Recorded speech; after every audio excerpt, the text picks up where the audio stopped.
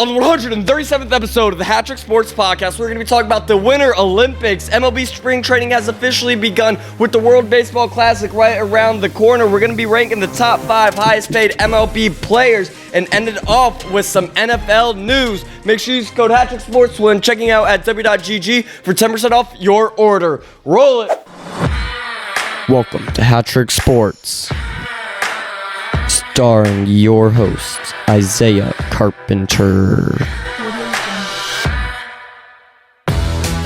Bringing you the biggest sports headlines every week. This is the HatTrick Sports Podcast.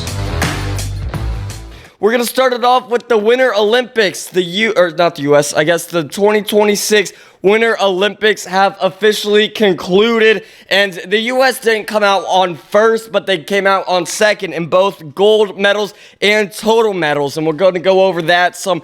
We're going to dive deeper into some different competitions and races that happened, but first of all, you have to give it up for Norway. They got 18 gold medals and 41 total medals in the Winter Olympics this year. Good for them. That's hard to do. 18 gold medals. They won. There's some stuff I've never even heard of. Nordic combined. I don't know what that means. Alpine skiing. They won a few in there. Or no, what is that? Biathlon. Don't know what that is, but they won. They ended up having 41 total medals. The U.S. came in second in total medals and gold medals with 12 gold medals and 33 total medals. We're going to dive deeper here in a second, but the Netherlands Italy ended up getting third place in total medals with 30 total medals and 10 gold medals. And then the Netherlands got 10 gold medals too, but 20 medals overall. But we're gonna dive deeper into the U.S.'s wins and losses and competitions of the Winter Olympics that just concluded. Let's go into the hockey game. Just this morning, one of the craziest hockey games ever. I didn't actually get to watch a lot of it, but I watched all the highlights. I read a whole bunch about it. The USA hockey gold medal game was unbelievable. It went into overtime. The U.S. ended up winning 2-1, beating Canada at their own and only sport. Pretty crazy. Jack Hughes, might as well just slap him on Mount Rushmore while we have it. The U.S. goalie, absolutely insane. They ended up, like I said, winning 2-1 in overtime. They brought Johnny Gaudreau's jersey and his kids out for the team picture, and they kind of skated around with his jersey after the game, which was cool. Johnny Gaudreau died. It was a car accident in August of 2024, and he would have made this team, but again, him and his brother ended up dying just a year and a half ago, so it's pretty sad, but it's good that they're still honoring him. His parents were out in the crowd, and like I said, his kids were out on the ice after the game. So that's cool. It brought back a little bit of sentimental value and the overall aspect of America winning, but that was one of the wins, the gold wins that the U.S. got. The U.S. actually got 2 ice hockey golds. They got one for the men's and one for the women's hockey. The women's hockey, the women's also won. Where is it here? Yeah, Canada lost to the women's hockey team 2 in overtime. Here's the competition. Yeah, women's ice hockey event. So so the U.S. is better than Canada at pretty much every sport now. I'm pretty sure that's what that means. But that ice hockey game, everybody was just looking forward to that, and it did not disappoint. Definitely a good win for the U.S. And but while we're talking about Canada, we got to talk about curling in the Olympics, obviously. Curling. Canadian curlers are cheaters. They're cheaters. There should be an asterisk next to the golds next to the Canadian curling team's medal. Because Mark Kennedy, the guy who looks like, who's that snowboarder? He looks like that snowboarder. Who's the snowboarder? Shaun White. He looks like Shaun White. Mark Kennedy looks like Shaun White, which is funny because they're both Olympic gold medalists. But Mark Kennedy should have an asterisk next to his medal, and his medal should be revoked because you're not allowed to double tap the stone, the rock, whatever you want to call it. I am a curling genius, and you can't do that. You can't double tap the rock. That's not legal. That's an illegal move. So I guess they got a warning. Canada got a warning for that, a verbal warning, and a stern talking to or whatever. But they still ended up getting the win for that. But Canada lost everything this year. I don't know. I thought I was going to talk a lot about the U.S. in this podcast, but it's going to talk a lot about Canadians losing. Canada has lost a lot this year. It first started off with the Stanley Cup. Edmonton lost in 6 games. Then the World Series. The Dodgers won the World Series in 7 games, beating the Toronto Blue Jays, so they're 0-2 in that. Then you had the Olympic women's hockey team, who lost in overtime, and then just a few days later, today, the men's hockey lost in overtime 2-1, and Canada has still yet to win a Super Bowl after 60 seasons. It's pretty crazy. It is pretty crazy how bad Canada is at sports. I thought Canada was going to win that game this morning. They were favored to win. It's their only really sport that they're good at. Maybe snow betting. I don't know. Snowboarding. They might be good at that because there's more snow in Canada than the U.S., but there's not much. They got 8th overall. Canada got 8th overall in total goals. Total medals, I should say. They had 21 total medals, 5 golds, 7 silver, 9 bronze. The U.S. second to nobody, except for Norway in total and goals. But, we're going to set that aside. We're going to say that the U.S. got first just because we're Americans and we got to put ourselves above everybody else, even if it's not true. But, yeah, it was a good game earlier today. U.S. ended up getting the win, getting golds in both hockey competitions that they were in, women's and men's. And, that concludes the Winter Olympics. That was the last 2 weeks. Norway ended up getting the win. Let's talk about the MLB. Major League Baseball is officially on. As you can see by the TVs, we got Will Klein, World Series legend here. Let's see this play. Was that looked like James Outman, but that couldn't have been Outman. And then whoever's playing first there almost just broke his ankle.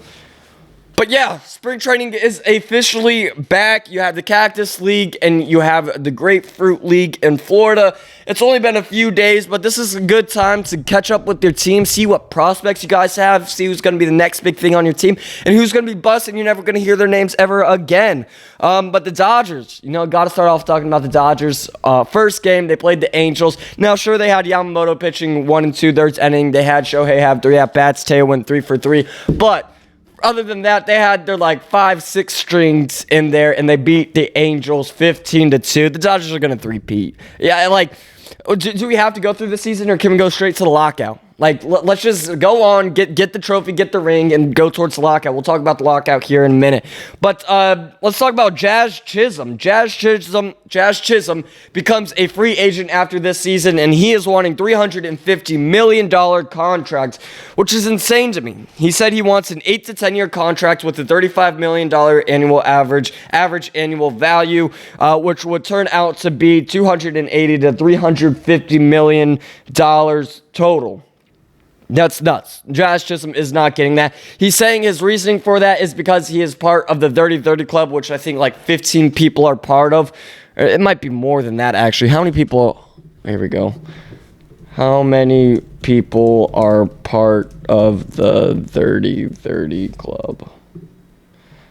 Oh, 51. Sorry. 15 might be 40-40. But yeah, there are 51 different players that are part of the 30-30 club, and Jazz Chisholm says that this year he is going to be with Shohei in the 50-50 club. Is that true? Absolutely not. He is out of his mind, but he is saying that is why he is worth $350 million after he's done with the Yankees and is a free agent after the season. The Yankees might sign him to that because he is a crucial part of the Yankees lineup, but not $350 million deep.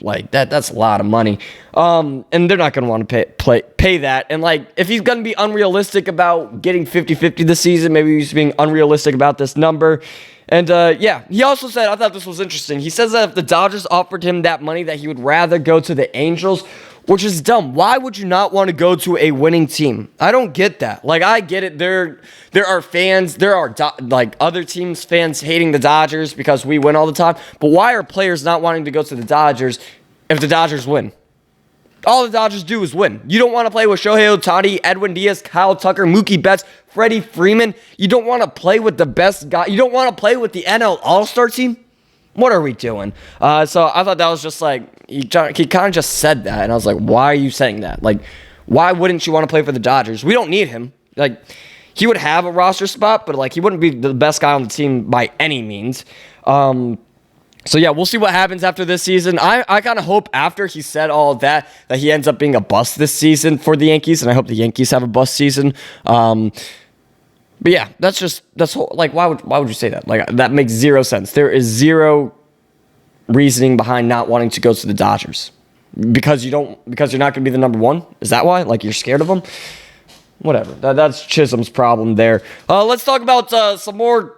I'm not going to say controversial news because it's true, but some more scary news. Not scary news. More MLB news. We're going to put it at that. More MLB news. Tony Clark resigned from the MLB. Oh, my goodness.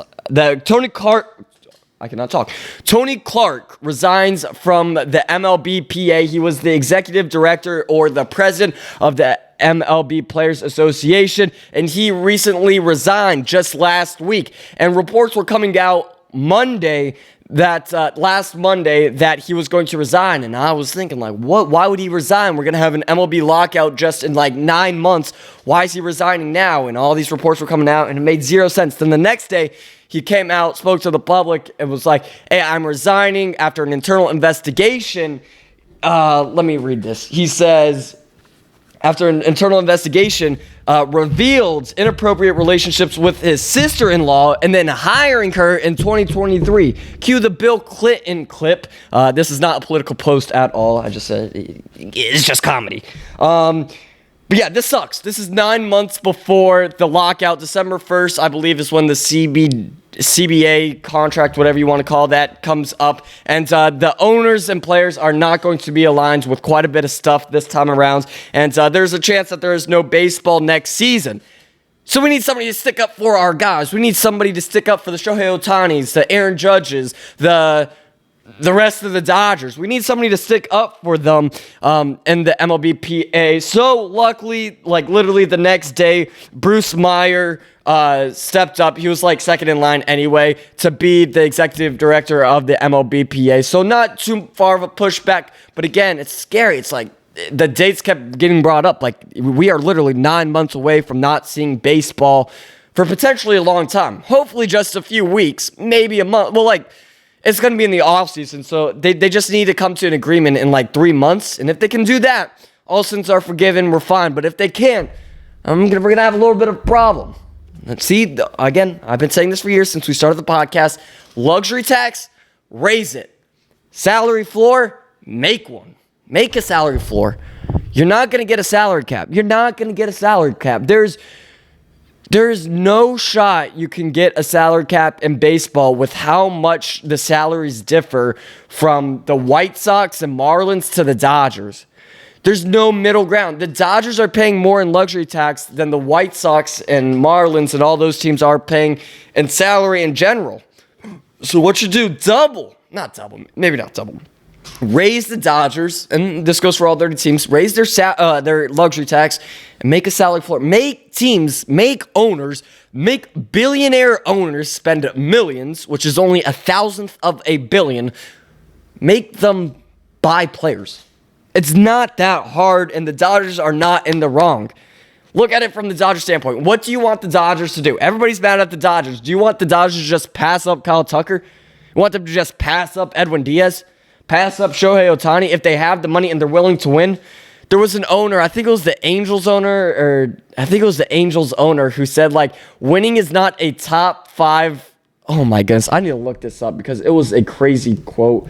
I think it was the Angels owner talking about how winning isn't a top 5 thing. Yeah, it was something like that. Yeah. Arte Moreno. Ever heard of the guy? No. Why? Because the Angels suck. He said he was making comments suggesting that winning is not among the top priorities for teams' fan base. That's the dumbest thing I've ever heard. That is the number one priority for teams, is winning. They want their team to win the World Series. He's like, no, you have to have safety and you want to have affordable seating options and all that. No. 95 to 90, I'm not going to say 99, 95% of Angels fans aren't going to Angels games. Their number one priority is winning. You can't say it's not winning. But yeah, this sucks that the whole Tony Clark thing. I thought he was actually pretty good for the MLBPA. I know some players didn't. And yeah, like I said, Bruce Meyer will take his position as executive director of MLBPA. But unlike Clark, Meyer was a lawyer before being the executive director for the MLBPA. He did some law stuff for the NHLPA, and then he worked on like baseball cases like as a lawyer in like the 80s and 90s and stuff like that. So his like background is mostly from lawyers, from like law and stuff instead of baseball, which is somewhat new, but I don't mind it. Again, as long as the MLBPA and the MLB owners can get to an agreement before February of next year, I'm fine. If not, there's a problem.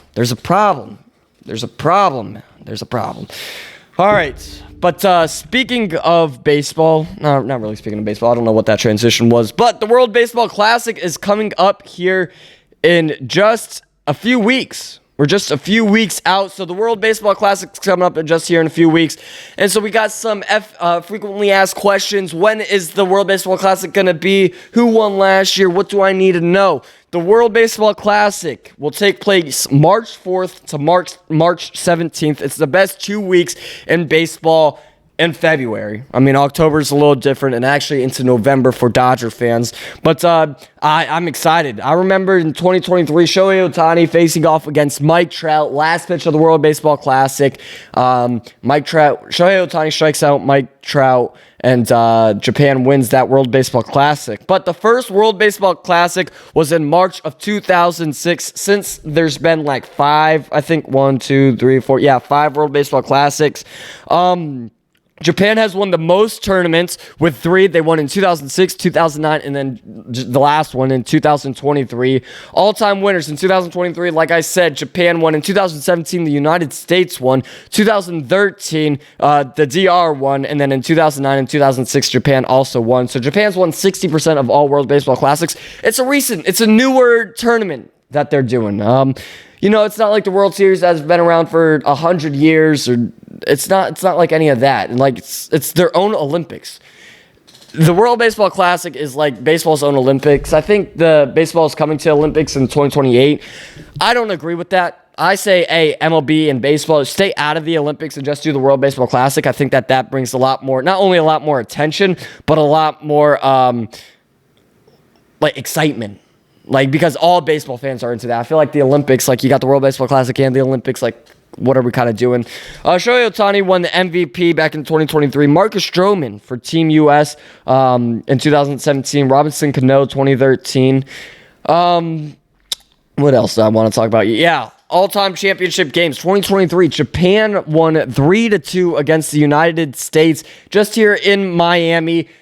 Not only did Shohei Ohtani strike out Mike Trout to win the World Baseball Classic in Miami, but that's also where he had his 50-50, his 50th stolen base and 50th home run and 51st home run and like 52nd stolen base as well. But yeah, that was cool. When Shohei Ohtani struck out Mike Trout to earn the save and secure Japan's third World Baseball Classic title. Ohtani also went 1-for-3 with a walk at the plate that game. In 2017, the U.S. beat Puerto Rico 8-0 in Dodger Stadium in Los Angeles. I actually didn't know that. Stroman allowed 1 hit and struck out 3 in 6 innings of work to send the U.S. past Puerto Rico, which entered the championship game with an unbeaten 7-0 record.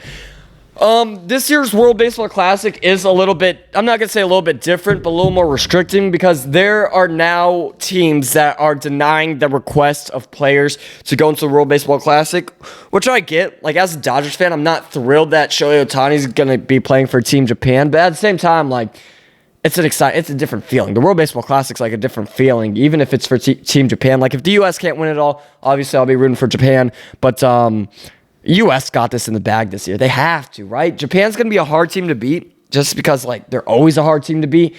Like I said, it used to be like the Dominican Republic and all that, but, like, now Japan's just got everybody. Japan's got all, like, the young guys. And Oh, I'm so excited. What are we, 2 weeks away from that? Not even. We're like a week and a half away from the World Baseball Classic. Best tournament in sports, by the way. World Baseball Classic, by far the best tournament in sports. All right, let's move on to the top 5 highest paid MLB players.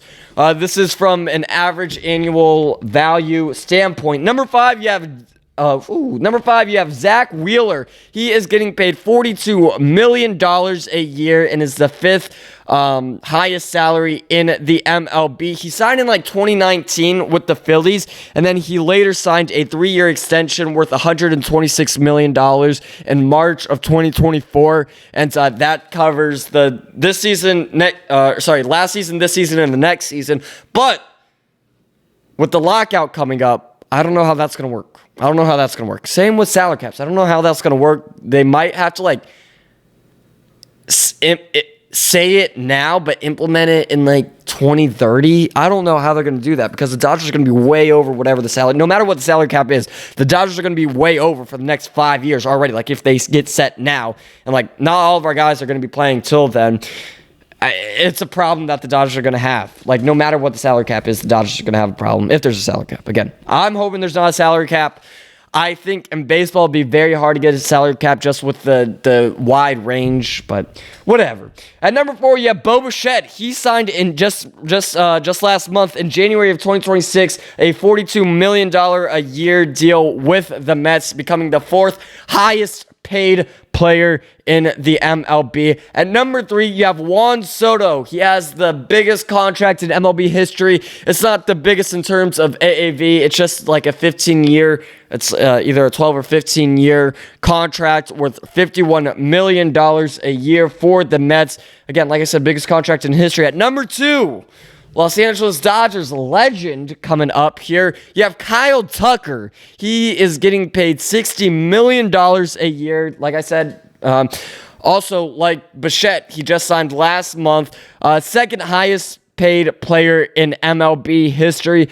Kyle Tucker's legit. I hope he's going to be legit with the Dodgers. The Dodgers picked up Kyle Tucker and Edwin Diaz in the offseason. They re-signed Kike, Miggy Rowe, Evan Phillips, and then they re-signed Max Muncy.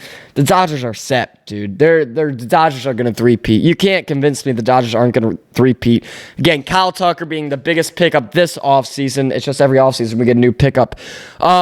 $60 million a year for the Dodgers. And then the number 1, the highest paid MLB player in MLB history is Shohei Ohtani with $70 million a year. The $700 million 10-year contract heard around the world for the Los Angeles Dodgers.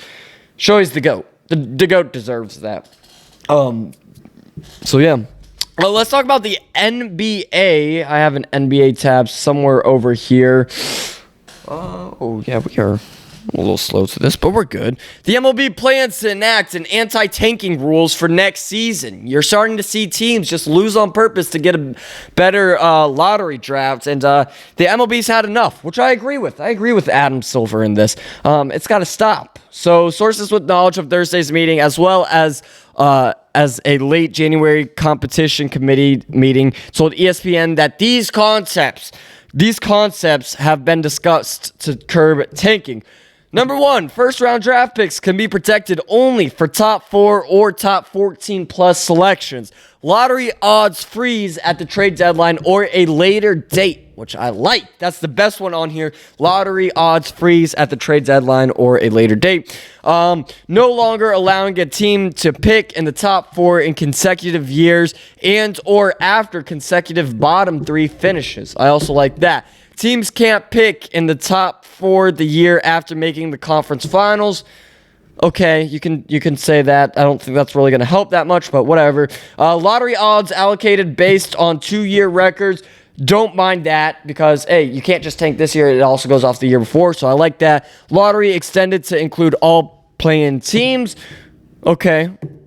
That's going to help with tanking because you know that you can be a play-in team and still get in the lottery. And then flatten odds for all lottery teams. So I think this is a good start. So again, when you're a fan of a sport, you want to see everybody try their best. You don't want to see defenses give up. You don't want to see You don't want to see teams give up just so they have a better lottery draft. You want to see teams win.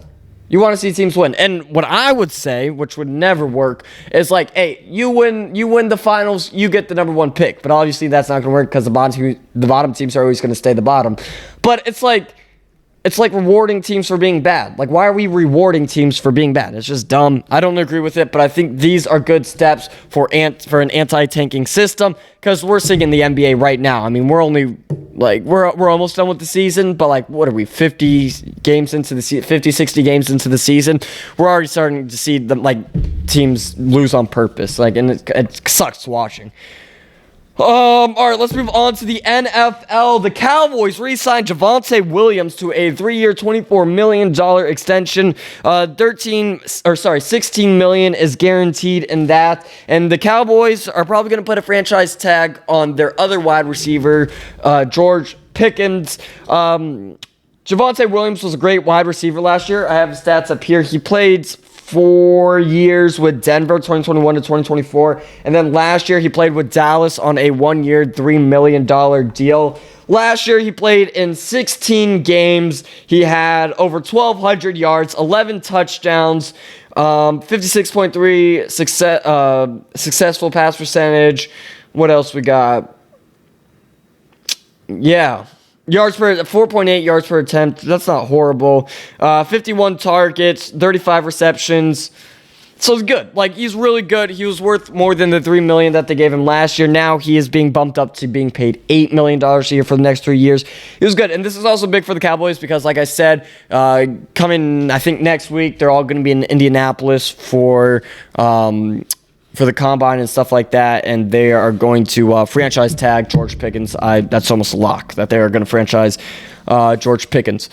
All right, here's some sadder news in the NFL. Rondale Moore has died at the age of 25. He was a star at Purdue. He didn't really do much in the NFL, if we're being completely honest, but it's still sad to see. He played for the Cardinals and then the Falcons, and then he was with the Vikings this offseason, and police found him in his garage with a self-inflicting gunshot, and he died at the age of 25 years old. It's very sad. He was a second-round draft pick in 2021 to the Cardinals. He played 2021 to 2023 with the Cardinals and has been out with injuries and stuff like that. He's been with the Vikings again for the last couple of months. He was out in 2024 from a dislocated knee with the Falcons. And like I said, cause of death was a self-inflicted gunshot in his garage. He most recently spent time with the Vikings participating in the 2025 offseason and training camp before suffering season-ending left knee injury while returning a punt on August 9th in the preseason opener last year. In 3 seasons with the Cardinals, Moore started 23 games. He caught 125 passes with 1,201 yards and 3 tutties, while also rushing 52 times and for 249 yards and 1 score. It's sad to see.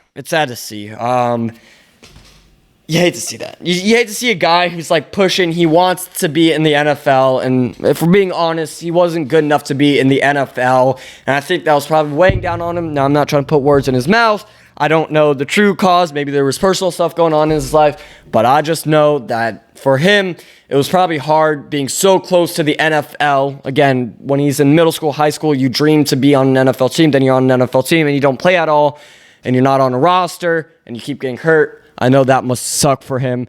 So it's sad. It's very sad to see. Gone way too soon. You can see J.J. Watt's tweet.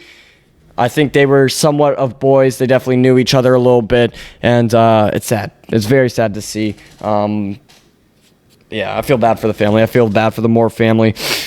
Let's finish off the podcast on a little bit of a brighter note. Seahawks are optimistic about their new offensive coordinator. Clint Kubiak took the head coach job with the Raiders, which we all knew before the Super Bowl was taking place. But McDonald's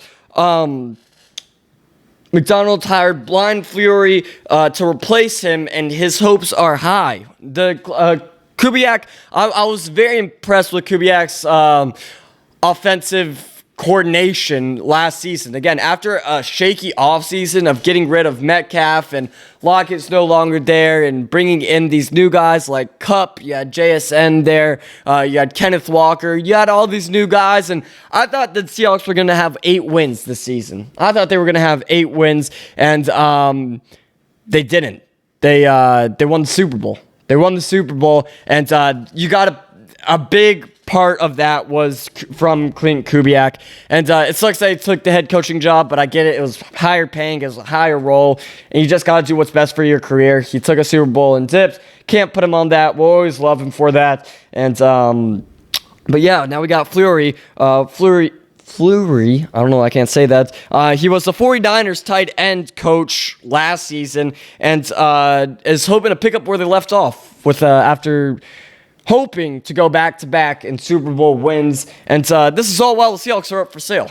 There were rumors about it before the Seahawks won the Super Bowl, and then it was confirmed just like a week or two ago. But yeah, the Seahawks are up for sale. We're making moves.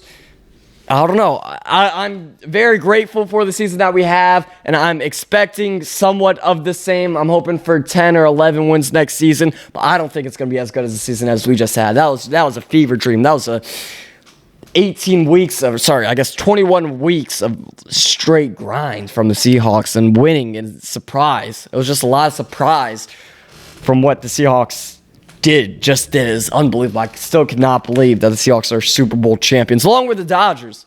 Dodgers are World Series champions. Now we just need Orlando City to complete the Holy Trinity. Now, is that going to happen? Not after last night's game. That's not going to happen. But yeah, that is going to do it for the 137th episode of the HatTrick Sports Podcast. Thank you all for listening. You can listen on Spotify, Apple Podcasts, Google Podcasts, your Amazon Alexa, YouTube for all the visuals. Follow us on TikTok, Instagram, YouTube, Twitter, Facebook for all of our short-form content. Go to shop.HatTrickSports.com. Get the best merch around. And we will see you guys next week for episode 138.